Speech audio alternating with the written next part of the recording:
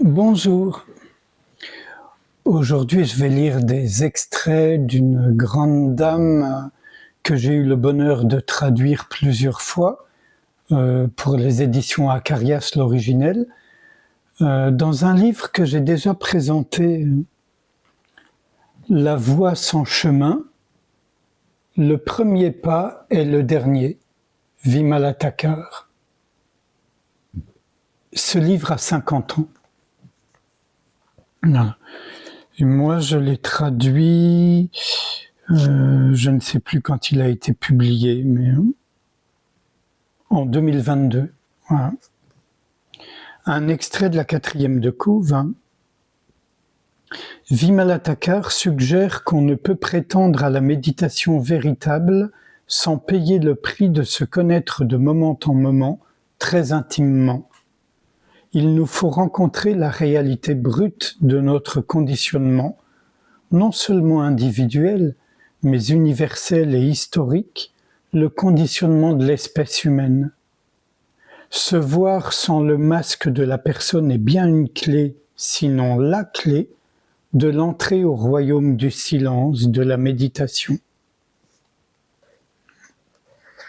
Quelques extraits.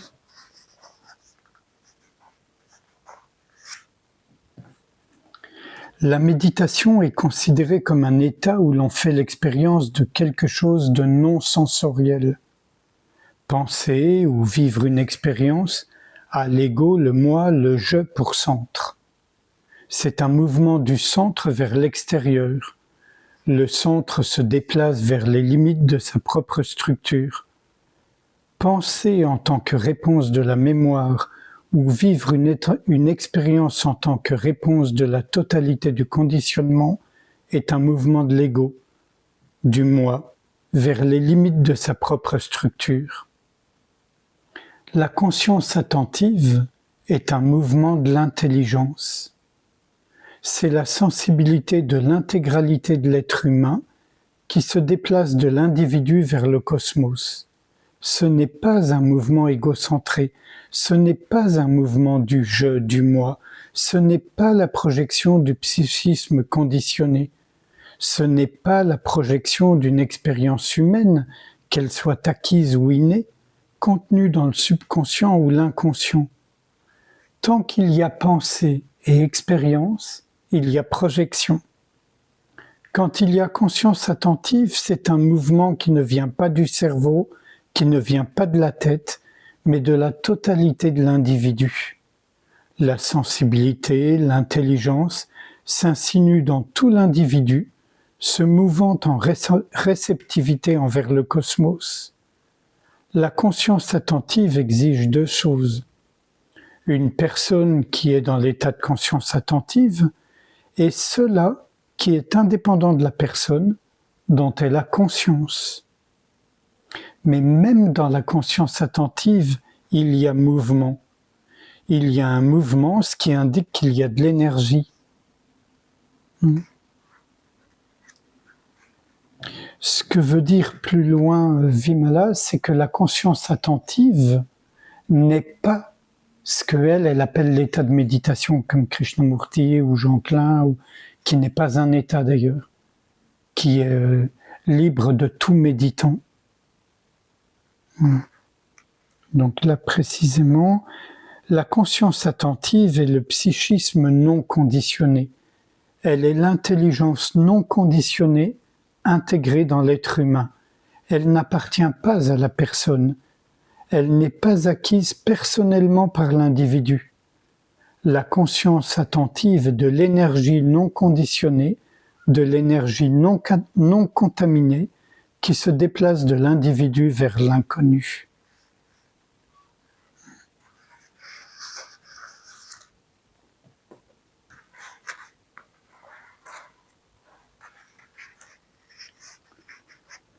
La conscience attentive n'a pas de langage, né de la dualité. Les tensions du moi et du non-moi, du je et du ça, du je et du vous, elle n'a pas de langage. Et les mots employés par les mystiques et les soi-disant réalisés ou éveillés se réduisent à « ce n'est pas ceci, ce n'est pas cela ».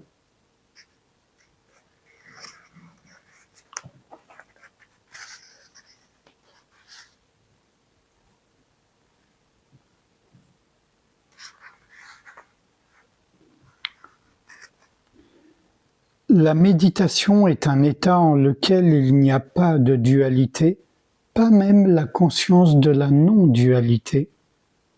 Quand je dis que j'ai conscience de la non-dualité de la vie, je tente encore de préserver l'individu, l'entité, comme étant séparé, distinct, indépendant du reste de la vie. La conscience de la non-dualité vous conditionne également.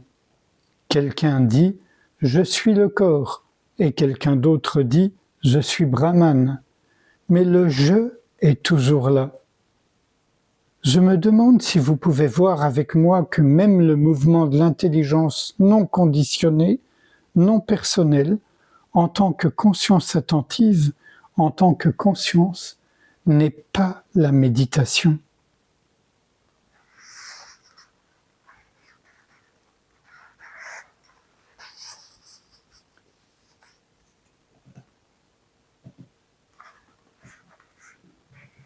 Là, il donne des astuces pour quelqu'un qui commence à cheminer, disons,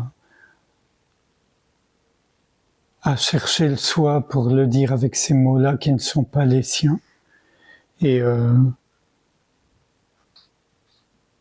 c'est maladroit, mais voilà, bon, bref.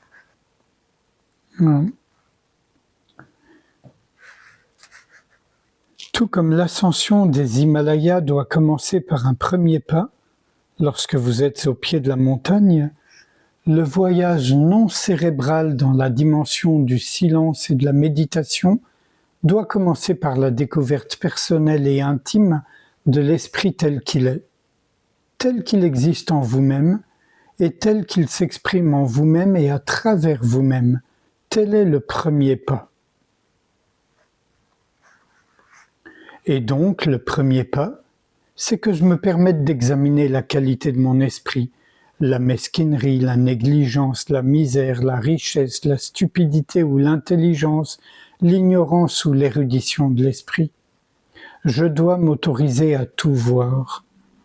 L'examen personnel et intime des modes de fonctionnement psychologique dans les relations quotidiennes est absolument nécessaire.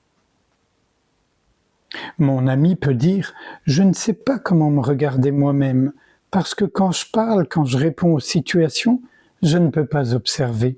Je ne peux pas faire les deux en même temps, répondre à la situation et me regarder moi-même. Comment puis-je faire ces deux choses en même temps ?» Si vous en faites l'expérience durant un jour ou deux, alors vous remarquerez combien cet examen intime et cette observation de son propre fonctionnement sont difficiles parce que nous n'avons pas été éduqués à cela. Comment vous bougez vos mains, vos pieds, votre nuque, vos yeux, lorsque vous regardez des gens, lorsque vous êtes tout seul, lorsque vous vous levez, lorsque vous mangez, lorsque vous buvez, ce que vous ressentez lorsque vous êtes engagé dans l'une de ces activités. Vous ne vous êtes jamais observé vous-même. Vous ne comprenez donc pas contradiction quotidienne dans la vie d'un chercheur.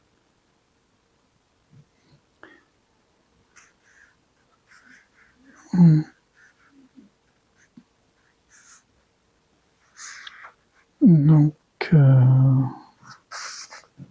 ce sera le dernier extrait.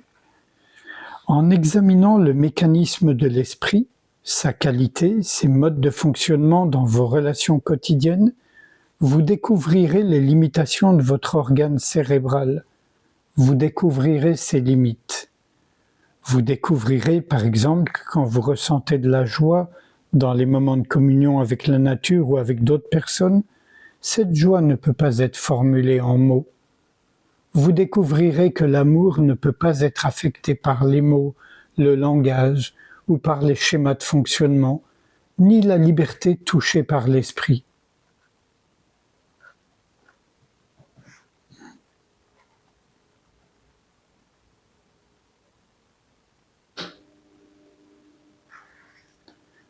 Donc, je vais arrêter ici pour aujourd'hui. Et sans réfléchir à ce qui vient d'être lu, je vous propose qu'on mette en application les propositions de Vimala à savoir de nous observer nous-mêmes, mais pour qu'il n'y ait pas d'intervention de moi-je, c'est assez simple en réalité. Il suffit de pas donner de carburant aux commentaires, aux jugements, aux analyses, et de pas non plus chercher à les écarter, juste observer.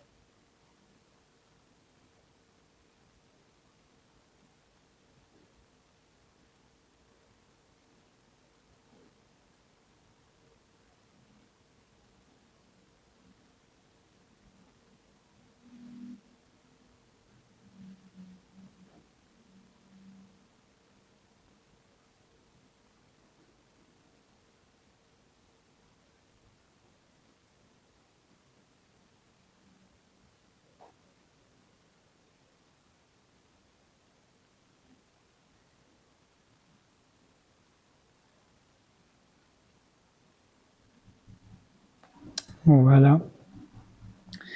J'ai mis en lumière l'approche de Vimalatthakar qui est dans la lignée d'une certaine façon de celle de Krishnamurti et de certains courants bouddhistes d'ailleurs, et autres. Une prochaine fois, je tâcherai de mettre en lumière une proposition exactement à l'envers, c'est-à-dire de commencer par l'ouverture, la liberté, avant de s'intéresser à tout ce qui est conditionné. Je vous remercie. À bientôt.